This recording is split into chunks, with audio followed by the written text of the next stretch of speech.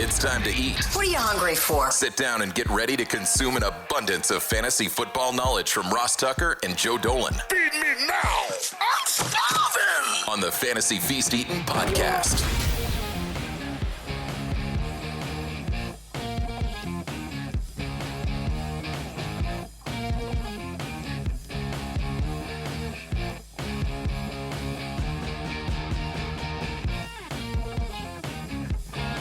Yeah, let's eat, baby. It is the Fantasy Feast Eating Podcast. We are, of course, presented by DraftKings. I'm Ross Tucker, former NFL offensive lineman. Most of you guys know that.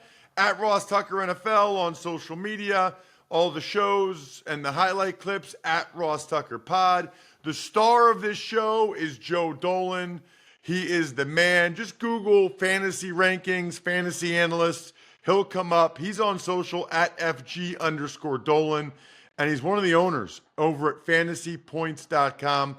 Make sure if you want that info, you throw the code in there, 23feast, so you get the special discount that I have for you. Joe, there's no buys this week, which is really interesting for week 8 in the NFL, which means we're going to dive right into it. And we'll start with the Thursday night game. It's the Bucs and the Bills. You know, every week, I pick a stud and a value pick for DraftKings. For this week, my stud, I'm going with Mike Evans. $7,200. It feels like Baker Mayfield and Evans have a really good connection. We know the issues the Bills have had at outside corner, especially after the injury to Tre'Davious White. I'll pay the $7,200 for Mike Evans. And my value play, Dalton Kincaid, still only $3,200. Dawson Knox just had wrist surgery. Yep. I don't know when Dawson Knox is coming back. So give me Dalton Kincaid for $3,200 all day, Joe.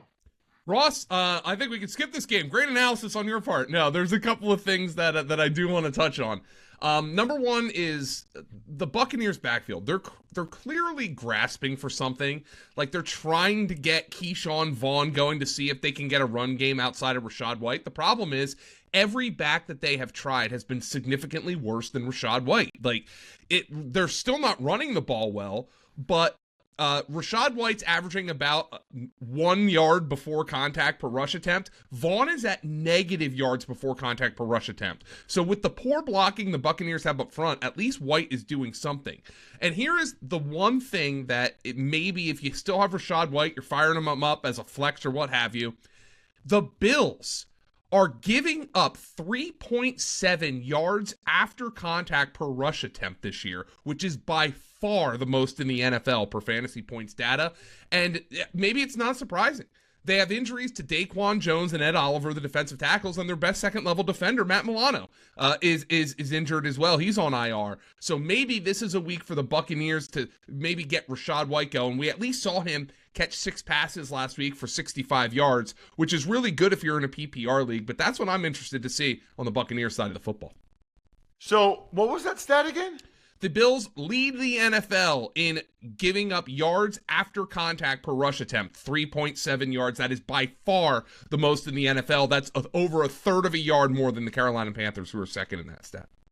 Wow. All right, what about the Bills on offense? They've been taking a while to get going in these games. Yeah, last week was like kind of a classic Bill Belichick kind of thing, right? You know, Stephon Diggs doesn't have a huge game, and so the Bills have to go elsewhere. Dalton Kincaid obviously is a mid to high range tight end one. He led them in targets last week with Dawson Knox now injured. And I would see if that's something that the Bills are going to continue doing against the Tampa Bay Buccaneers this week. Dalton Kincaid, obviously, Ross, you already brought it up, but that's the guy I'm interested to see in this matchup. Let's get to some of the Sunday 1 o'clock games. The Texans are back off of their bye, playing the Panthers also off of their bye. Well, the Panthers, like I just said, they are second most yards after contact per rush attempt allowed. And there is a really interesting situation going on here. And there is an opportunity. Normally, Ross, I don't give out waiver recommendations on this show because we record it on Wednesday and it's published Wednesday and Thursday. So a lot of waivers have run by then.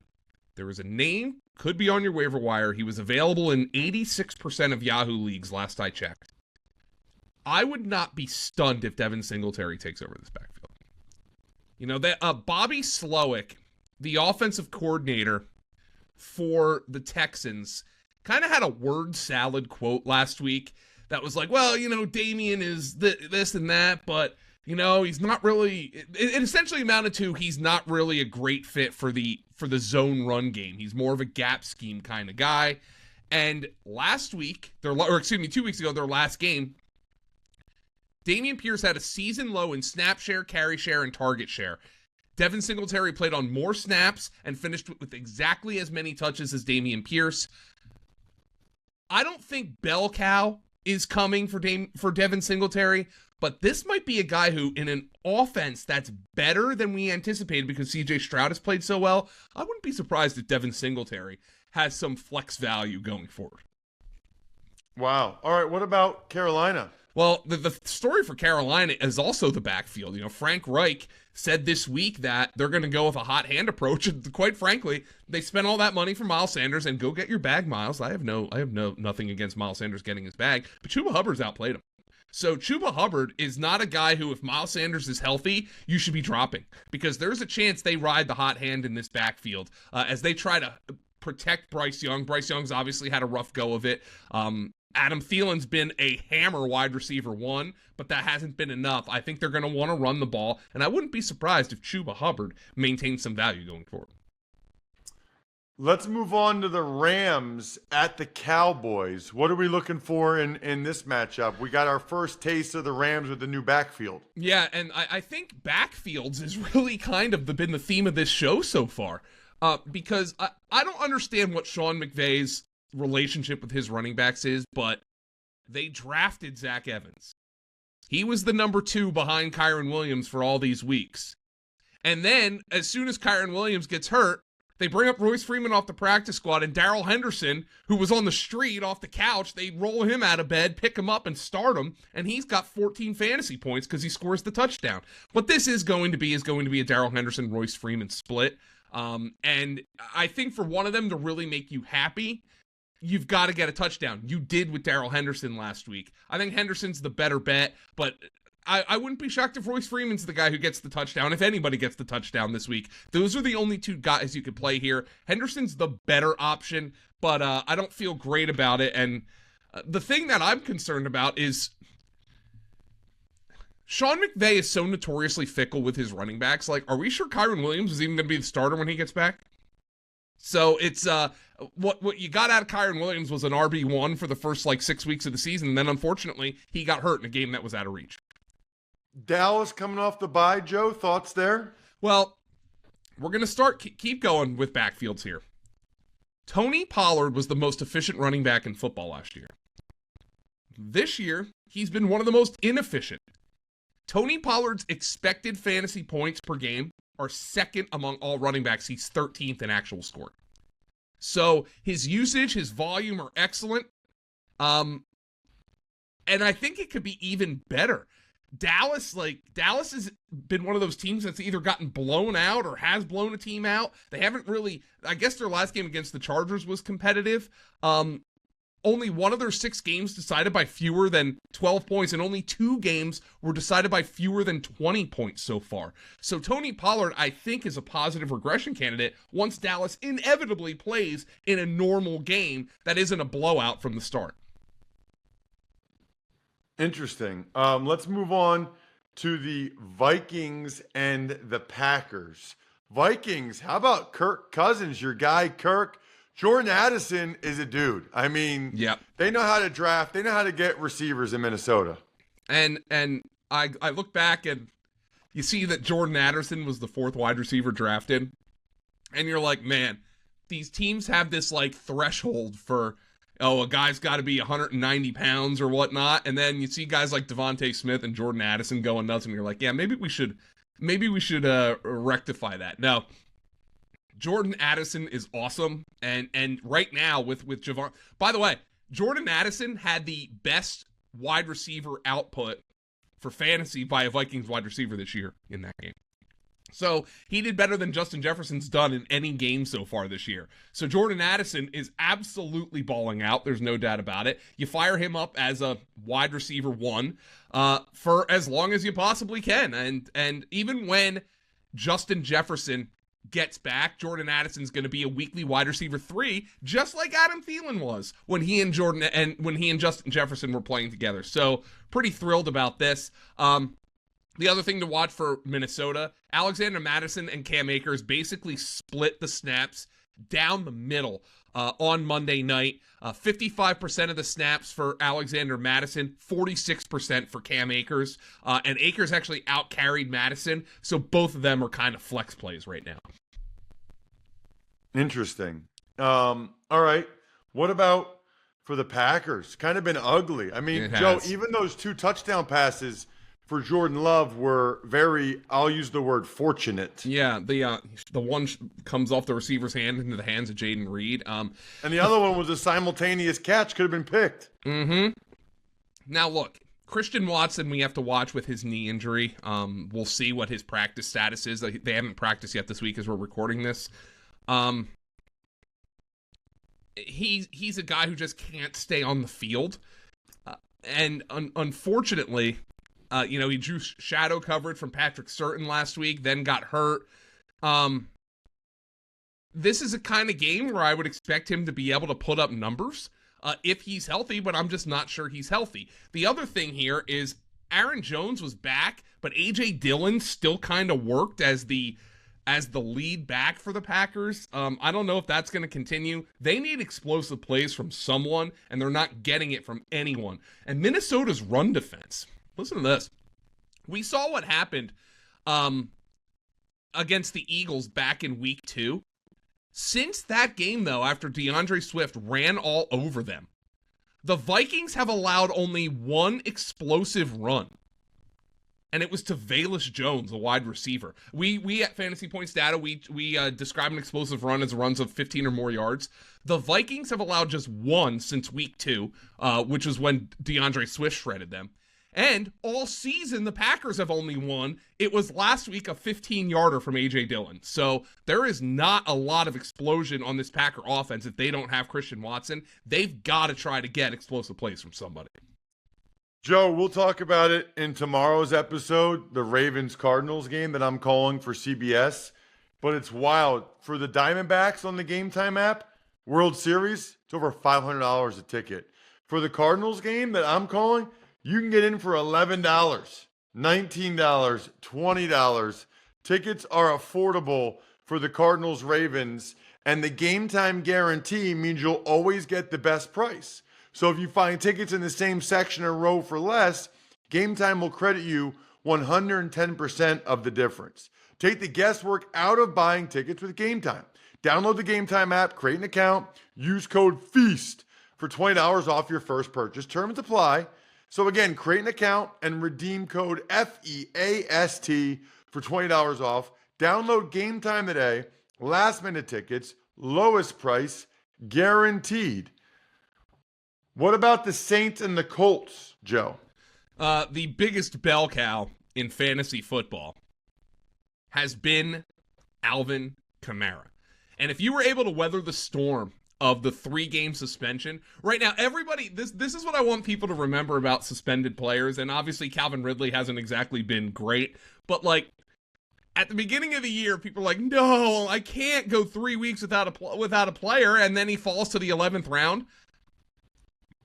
Alvin Kamara leads all players at all positions in expected fantasy points per game right now. He's getting like 57 targets a game. Derek Carr is captain check down. If his first read's not open, that ball's going to Kamara.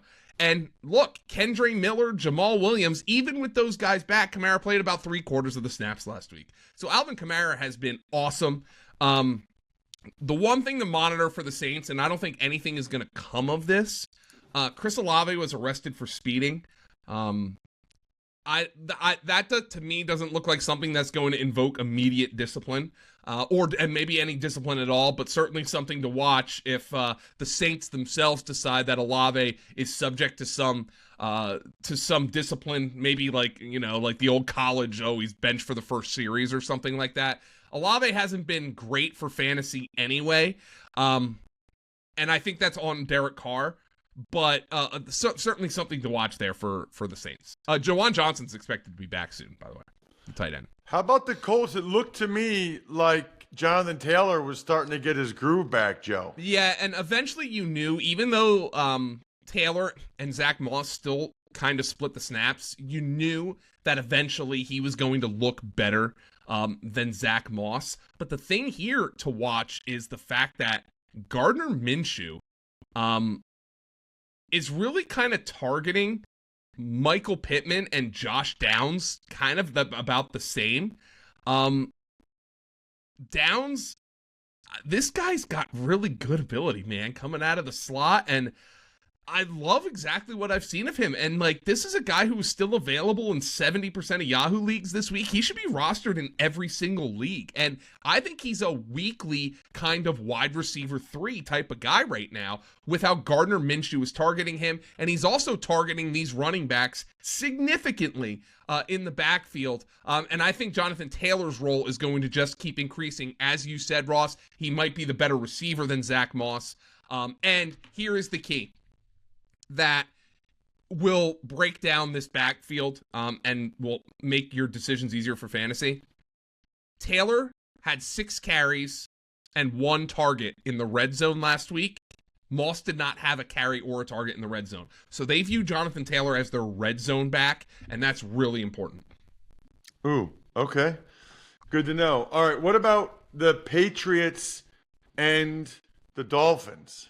Well, the Patriots had a novel concept in that game against the Bills last week.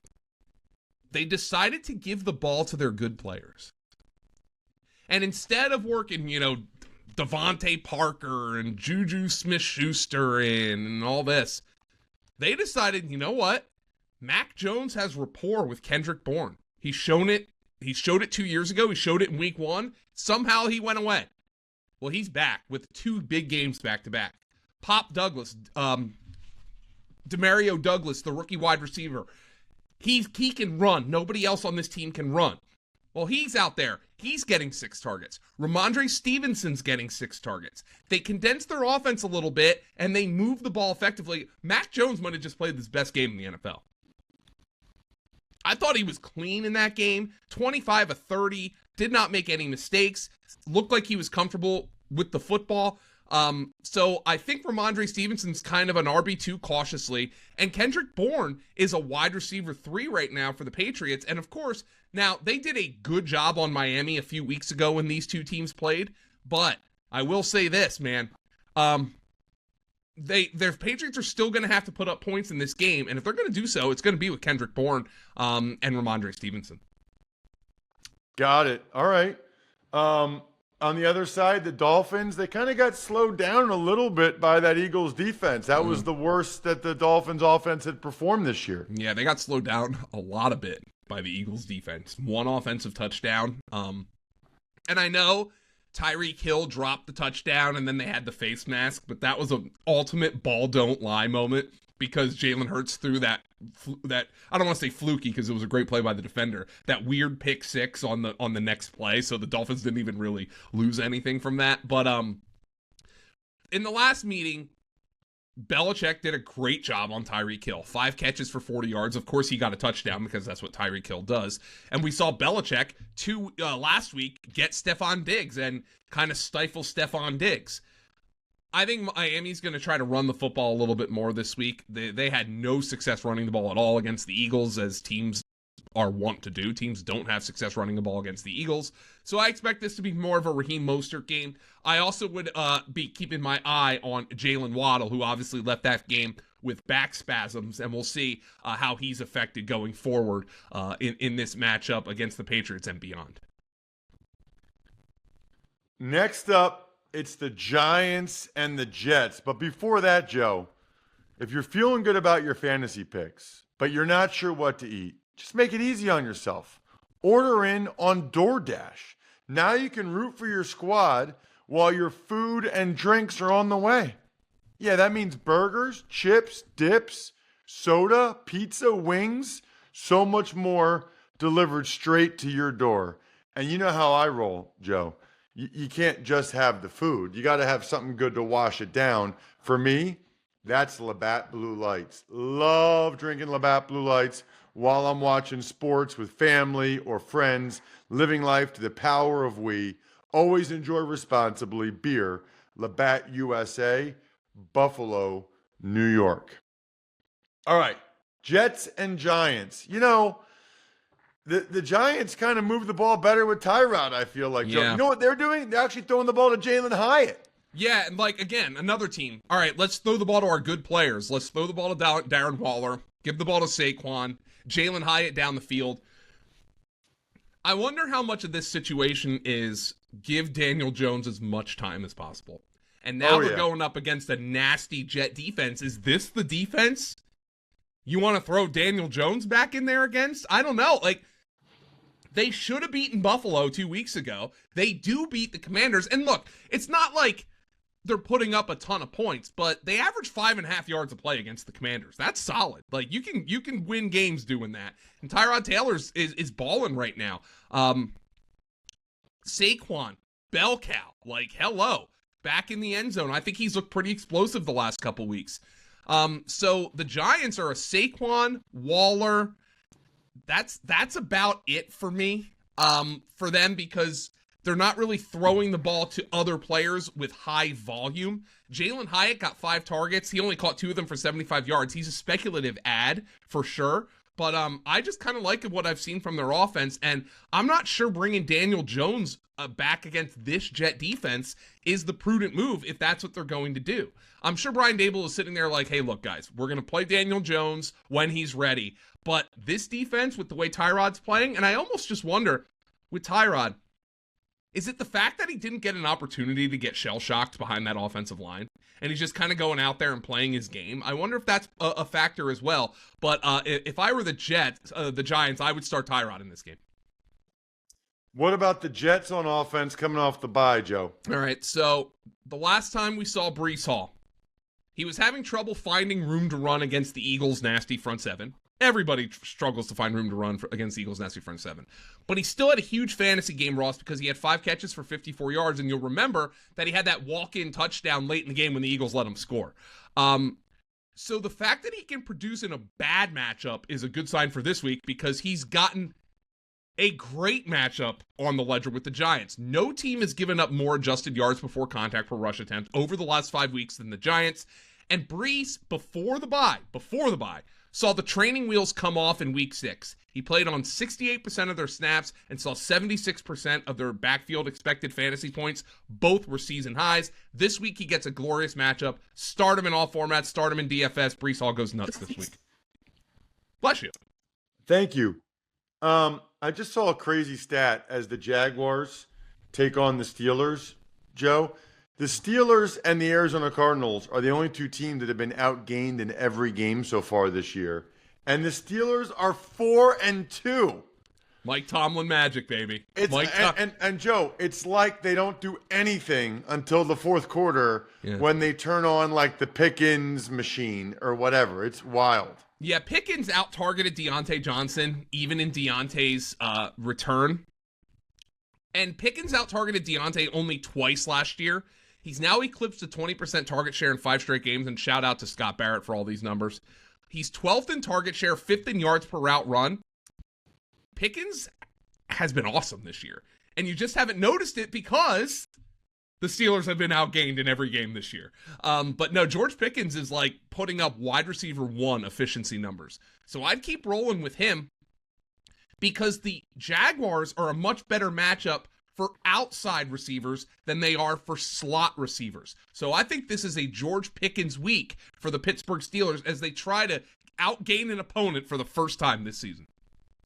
On the other side, the Jaguars seem to be in a pretty good groove. I mean, that was impressive against the Saints defense that I have a pretty high regard for. Yeah, since that week 1 game when everybody was going goo-goo over, I guess gaga is the right term, for Calvin Ridley, he's been out-targeted by Christian Kirk 51-36.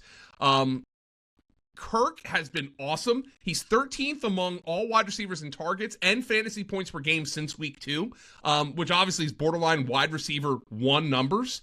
That being said, I do wonder what happens if Zay Jones gets back in the lineup. Does that give Calvin Ridley a little bit more work, Christian Kirk a little bit less? Nonetheless, Christian Kirk's the better fantasy play than Calvin Ridley right now. 8 games down, Joe. 8 more to go. Really looking forward to it on the show that's so nice. We do it twice. Make sure you subscribe so that you get this podcast shortly after midnight, Thursday morning. You get episode 2. Thanks for tuning in to Fantasy Feast. Make sure to also check out the Ross Tucker Football Podcast, Even Money, and College Draft, all on the DraftKings Network, YouTube, or subscribe to the podcast on your favorite platform.